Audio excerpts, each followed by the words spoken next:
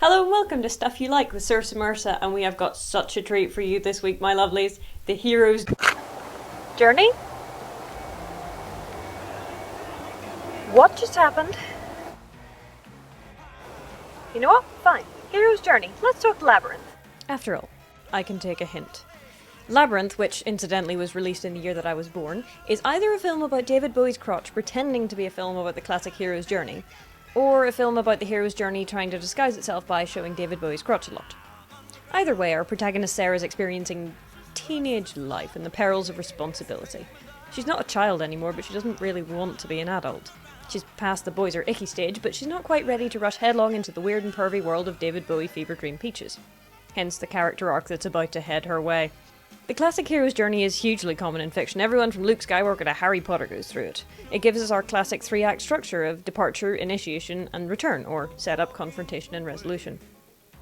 Stage 1. Setup, the first plot point, and departure.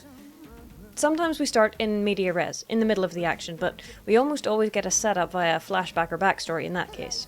In this case, though, the first 15 minutes or so are dedicated to the setup. Sarah's a stroppy teenage girl obsessed with acting out bits of a book called Labyrinth. She does not want the responsibility of adult life, including, most significantly, babysitting her little brother. That's the setup. In A New Hope, Luke is bored of his life as a moisture farmer and wants an adventure. He gets 2 droids and a mysterious message. Help me, Obi-Wan Kenobi. And that's the setup. In Harry Potter, Harry is ignored and mistreated by his aunt and uncle and wants to get away from all of this. And then he starts getting letters. In Sherlock, John Watson is lonely and sick and sad and desperate for his life to be exciting again. Nothing happens to me.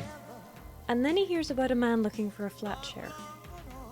And that's the setup. Time for an inciting incident. In Luke's case, the droids lead to the death of his aunt and uncle and the knowledge from Obi-Wan that his father was a Jedi and he could be one too. And so he chooses to answer the call to adventure and departs. Harry gets a house call from a big friendly half-giant and jumps at the chance to get away from the Dursleys. And John? Well, John is practically the poster boy for the trope, jump to the call. Yes. Bit of trouble too, I bet. Of course, yes. Enough for a lifetime, far too much. Want to see some more? Oh, God, yes. And one night, Sarah wishes the goblins would take Toby away. Right now.